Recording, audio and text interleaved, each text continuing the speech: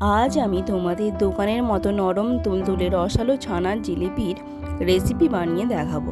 খুবই সহজ একটা মিষ্টি রেসিপি, যে কেউ বাড়িতে খুবই সহজে এটা বানিয়ে নিতে পারবে এবং খুবই কম উপকরণ লাগে এবং খেতে হবে দোকানের থেকে অনেক বেশি ভালো। নমস্কার বন্ধুরা, আমি মুনমুন আবারও একটা দারুণ স্বাদের মিষ্টির রেসিপিতে তোমাদের স্বাগত জানাই। প্রথমেই মিষ্টি শিরাটা বানিয়ে নেব, আর তার জন্য একটা পাত্রে এক বাটি চিনি ও এক বাটি পরিমাণে জল দিয়ে একটা ছোটো এলাচ সামান্য ফাটিয়ে দিয়ে দেব, যাতে এলাচের ফ্লেভারটা শিরার মধ্যে মিশে যায়। এবার শিরাটা 5 মিনিট ফুটিয়ে নেব, আর শিরাটা যাতে ঘন না হয়ে যায় তার জন্য 2 ফোঁটা লেবুর রস দিয়ে দেব। এই ছানার জিলিপিটা বাড়িতে বানালে তোমরা অবশ্যই আমাকে কমেন্ট বক্সে জানিয়ে যে তোমাদের কেমন লেগেছে। ছানার জিলিপি বানানোর জন্য আমি এখানে 200 গ্রাম ছানা নিয়েছি, তোমরা চাইলে বাড়িতে ছানা কাটিয়ে নিতে পারো।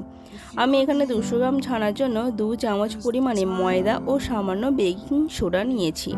বেকিং সোডার সঙ্গে ময়দাটাকে সুন্দরভাবে মিশিয়ে নেব। এবার ছানা ও ময়দাটাকে 2 মিনিটের মতো সুন্দর করে মুথে নেব। খেয়াল রাখতে হবে অনেক সময় মুথা যাবে না, কারণ ছানা থেকে তেল বেরিয়ে গেলে মিষ্টিটা ভালো হবে না। তোমরা দেখতেই পাচ্ছ খুবই নরম আর সফট একটা ডো তৈরি হয়েছে। এবার আমি যতগুলো জিলিপি বানাবো ঠিক ততগুলো লেচি কেটে নেব, আর লেচিগুলো হাতের তালুতে লম্বা করে দড়ির মতো করে নিলাম। এইবার জিলিপিটা শেপ দিয়ে দেব। প্রথমে একটা সাইড চ্যাপটা করে দিয়ে গোল করে প্যাঁচ করে ওই চ্যাপটা সাইডটার মধ্যে উল্টো দিকের সাইডটা আটকে নেব। এইভাবে সমস্ত জিলিপিগুলোকে শেপ দিয়ে নিয়েছি। এইবার কড়াইতে তেল গরম করতে দিয়েছি। তেলটা কিন্তু হালকা গরম করতে হবে।